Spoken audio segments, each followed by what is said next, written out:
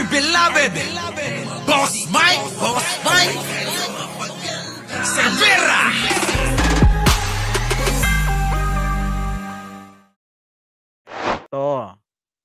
Eto. Na ba yung bayad sa'yo nila, Tay Diggs? Sa akin kasi wala pa, putya.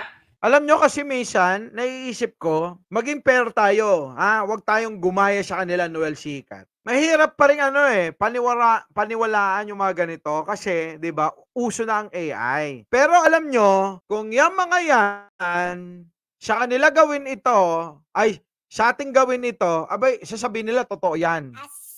Ako, duda ako dito eh. Di ba? Duda ako, mga boss, ha? Wag na yan. Ito.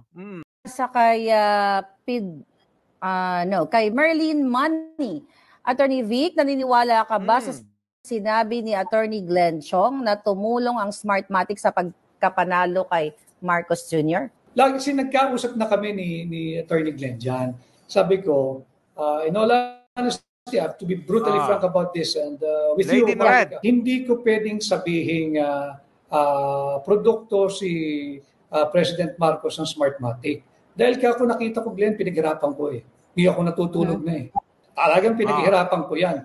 Lahat ng nalalaman kong pwedeng i-apply dito sa kampanyang to ng 2022, ibinuhos ko. Now, if you have proof, then present it and pareho naman tayo abogado, titingnan ko rin at kung kapanipaniwala, baka pag-isipan ko. Pero eto yan mga boss. Eto sinend sa akin ni DJ Byron eh. Pahiyangan niya. Eto yun, eto si Maharlika naglulungkutan eh, Naglulungkot-lungkutan. Di ba? Kasama niya si Glenn Chong na nagpapakalat na sinasabi nila. Oo. Di ba? Kunyango rin. Yung pinapakalat nila na nandaya daw si Pangulong Bongbong Marcos nung nakaraang eleksyon samantalang sandamakmak yung mga bumoto nga sa kanya. Ewan ko ba dito kay Maharlika, sukdulan yung galit, kaya kahit na na lang, sinasakyan niya. Kahit yung fake news ni Glenn Chong na sinasabi, si Maharlika, inaayunan niya. Sino si Glenn Chong? Saan? Siya, paandar na na sinasabing nandaya nung eleksyon kaya nanalo. Tapos ngayon, gusto pang idamay itong si Bec Rodriguez. Buti na lang ito si Bec Rodriguez buti na lang ito. Sige, ulitin ko lang pakinggan nyo't medyo mahina yung internet natin at mahina yung pagkakakunik ko doon sa kapitbahay. Panguling katanungan na lamang mula sa kay kay Merlin Money. Attorney Vic, naniniwala ka ba sa sinabi ni Attorney Glenn Chong na tumulong ang Smartmatic sa pagkapanalo kay Marcos Jr.? Lagi nagkausap na kami ni Attorney Glenn dyan. Sabi ko, hindi ko pwedeng sabihin produkto si President Marcos ng Smartmatic. Dahil kaya ako nakita ko, Glenn, pinaghirapan ko eh. Hindi ako natutulog na eh. Talagang pinaghirapan ko yan. Lahat ng nalalaman kong pwedeng i-apply dito sa kampanyang to ng 2022, ibinuhos ko. Now, if you have proof, then present it and pareho naman tayo abogado, titingnan ko rin at kung kapanipaniwala, baka pag-isipan ko. Pero sasabihin mong produkto siya ng Smartmatic, ako hindi. Yan, hanggang ngayon, titindihan ko. Nanalo si Bongbong as president, fair and square. Yung sinasabi niya, sinasabi niya, baka dinagdagan. Bobo ka kasi, Maharlika. Ipinipilit nyo eh. Ipinipilit nyo ni Glenn Chong eh. Diba? Tignan nyo, yung muka, naging kamukha nino, ni Pokwang. Dahil hindi niya inaasahan na yun ang isasagot. Hindi lang yan. Sige, dito na yan dito na. Wag na nga yan. Eto, next. Tignan nyo to Nung tinrabaho ni Lisa Tanas, natanggalin si Attorney Bec Rodriguez, tanggalin sa pwesto, di ba? Para sisira ulo. Will you please repeat it? Pinagtripan niya si Attorney Bec Rodriguez, ay nagsumbong kaagad siya, nag-send kaagad siya ng message kay Taberna na i-out na, ibokelyag na si Attorney Vic Rodriguez. A few moments later.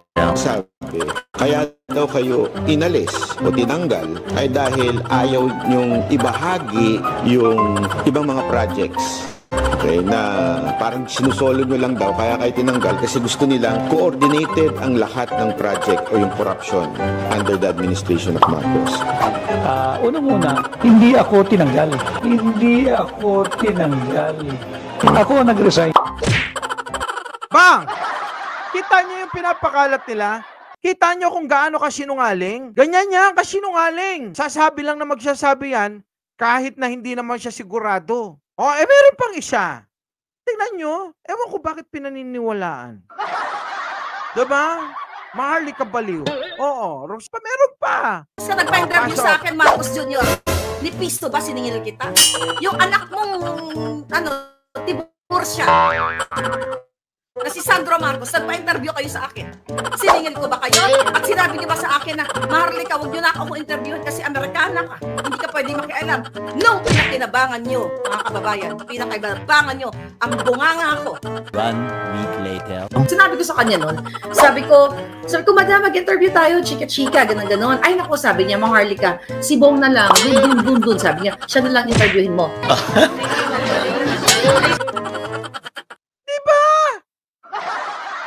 Kita nyo kung paano magsinungaling?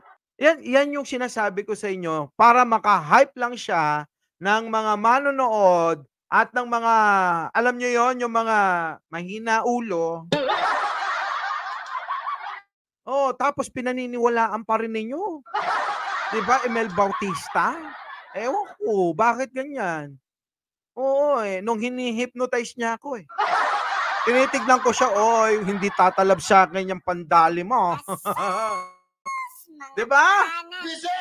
Mga komedyanteng sinungaling lang ang mga tokmol na sa pangunguna ni Maharlika. Diba? Eto pa! Sa kabila ng mga kasinungalingan nila, sila na ang naglalaglagan. Sila-silang magkakakampi, naglalaglagan. Eto. Siya pa to. Kasi dinidispute naman siya nung nila Secretary Panelo. So, hindi ko alam kung saan nakuha ni Secretary Harry Roque yung sinasabi niya unless katabi siya doon sa nag-uusap at doon siya nagmarites. Katabi siya, naririnig niya na gano'n. Hindi naman siya. Hando siya.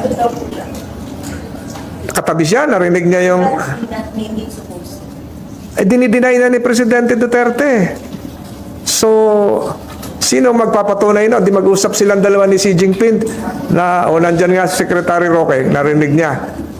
Diba? Natawa tuloy si Hindi siguro baka nahihilo lang si Secretary Roque. Hoy! Roque! Ano na, Roque? Bakit kailangan natin paniwalaan si Roque? Sa dami ng ginagawang sa dami ng ginagawang mga content noon, sa mga dakdak noon, lintik na yan, puro kasinungalingan pala sinasabi. Ang gugulo nila. Diba sila na lang magkakakampi? Hindi pa pare-paresa sinasabi? Ano ibig sabihin noon? Diba? Diba libalentong na silang lahat? Ayan na nga, mga boss. Kayo na ang humusga. Bakit silang mga magkakasama, hindi nagtutugma-tugma yung mga sinasabi nila? Samantalang si Roque, dating spoke ni Duterte. Samantalang yung isa naman, dating kasama sa gabinete. Diba? Eto naman si Tolentino, abay, kaalyado rin nila to. Ewan ko kung ito'y babaliktad na. Mga bana. Sila mismo, iba-iba sinasabi. Si Maharlika, iba sinasabi. Si Roque, iba rin ang sinasabi. Yung isa naman, si Glenn Chong, walang ibang pinipilit, nandaya daw nung eleksyon si Pangulong Bongbong Marcos. Sabi naman ni Attorney Vic Rodriguez, wala daw ganon. Hindi daw siya naniniwala na nagkaroon ng dayaan dahil nakabantay siya. Tapos, eto namang si Panelo, sinasabi, fake news daw si Roque. Sinundan naman ni Tolentino na fake news daw. Sino? Si Roque. Muli, Mike Cervera po, laging nagpapaalalang mahalin natin ang ating kapa. Oo. Ipagdasal natin lagi ang ating bansa. Magandang umaga, magandang hapon at magandang gabi sa mandako ng mundo naroon kayo. Siyempre, magandang buhay na rin para sa ating lahat. Our beloved Boss Mike Cervera.